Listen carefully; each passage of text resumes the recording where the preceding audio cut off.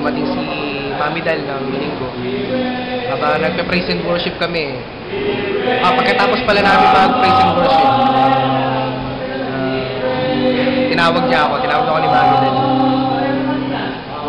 Sinabi niya sa akin,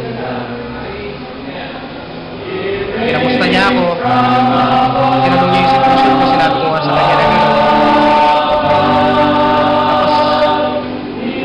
Nabasa niya sa akin yung sa Matthew. Hindi ko lang matanda kung 5:11 na sinabi niya na lahat ng tao at kayong mga nabibigatan, lumapit lang kayo kay Jesus Christ at siya na ang bahalang magbigay ng ginhawa sa iyo. Nung araw na yun, sinabi ko, tinuruan niya ako ng dasal kung paano yung dadasalin ko na tinatanggap ko na si Jesus Christ bilang Panginoon ng Pilipinas. Simula nung araw na yun, maraming nabago. Maraming nabago in a positive way para sa akin. Ayun, simula nung tanggapin ko sa sarili ko si Jesus Christ bilang Panginoon ko at tagapagligtas,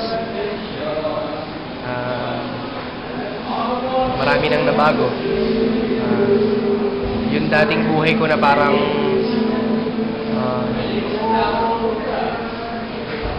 lagi nagtatanong, lagi naghahanap.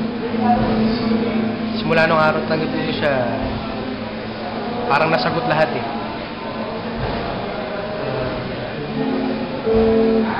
Kung dati, lagi ako naghahanap o nag-iisip ng tao na makakatulong sa akin, ngayon hindi na. Kasi alam ko nandyan siya eh. Kung ano man yung mga pangangailangan ko sa lugar na ito, unang-una syempre yung kailangan sa pang-araw-araw, hanggang sa pag-aayos ng kaso ko, hanggang dun sa pagkakalinga sa mga magulang ko, sa mga mahal ko sa buhay.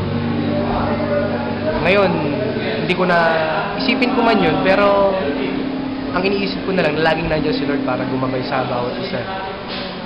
Yung buhay ko dati na, sa totoo lang talagang pagka naaalala ko yung buhay ko dati,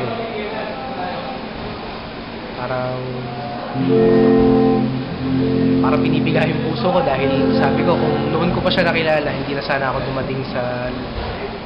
ako umabot sa ganitong sitwasyon. Pero ganun pa man, papasalamat talaga ako dahil nakilala ko siya, dahil sabi nga nila, may purpose si God sa lahat ng bagay na nangyayari. Iniisip ko na lang na kung hindi ako napunta sa lugar na ito maaaring patay na ako ngayon dahil iba na nga yung takbo ng buhay ko dati. Kanino na ako nasasama eh. Nakakasama ko na yung mga pusher, nakakasama ko na yung mga lasenggo.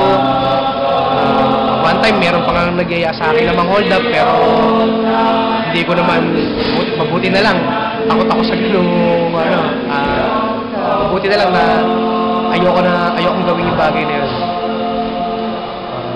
Talagang praise the Lord kasi ngayon, pagising ko pa lang sa umaga, dati pagigising ako sa umaga, nakatulala lang ako, nakatingin ako sa kisame, nag-iisip ng kung ano-ano, ng mga bagay na lalo lang nakapagpapabigat sa damdamin ko. Pero ngayon, pagising ko pa lang sa umaga, alam kong nandiyan na siya. Pinasasalamatan ko siya sa panibagong araw na binigay sa akin. Hinihingi ang kanyang gabay sa buong maghapon na darating. Ganun din sa pagtulog. Dati, natutulog ako na ang nakikita ko, rehas at pader. Pero ngayon, matutulog ako ng parang nandyan lang siya, parang bago ako pumikit siya yung kausap ko. So, yung kapanatagan,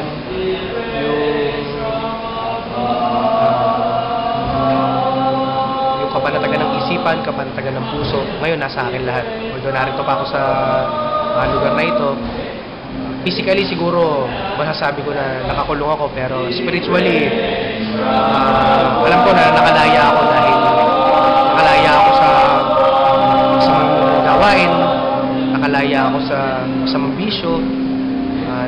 ako sa masamang isipin sa kapwa. Ang hinihiling ko na lang sa panahon na to, yung talagang ma-share ko o maipakita ko naman doon sa mga taong naiwan ko sa labas kung paano akong binago ng Panginoon. Gusto kong magbigay rin ng pag-asa sa mga tao na nasa hindi maganda sitwasyon, sa mga tao na ang inaakala ay puro dilim na lang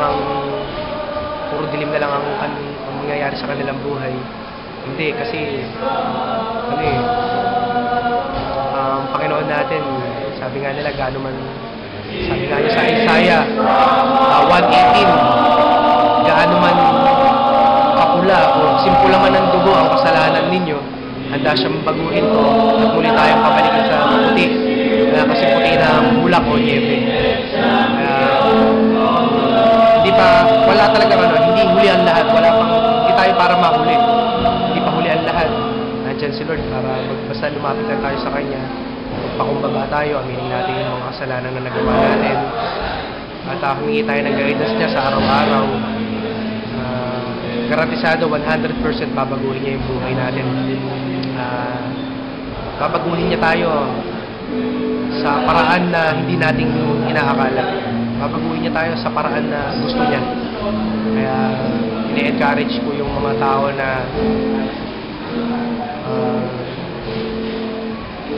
medyo naligaw ng landas, mga taong nawawala ng pag-asa. I-encourage ko kayo na wala tayong ibang malalapitan, wala tayo. Maaring sa tao, makakalapit tayo. Maaring ang tao, matulungan tayo. Pero may limitasyon eh. May limitasyon ang pagtulong ng tao. May hangganan, pero kay Jesus Christ wala. Hanggat kailangan natin siya, hanggat tumatawag tayo sa Kanya, lagi siyang nandyan para sa atin. Sa lahat ng yan, I praise God because I'm redeemed. To God be the glory.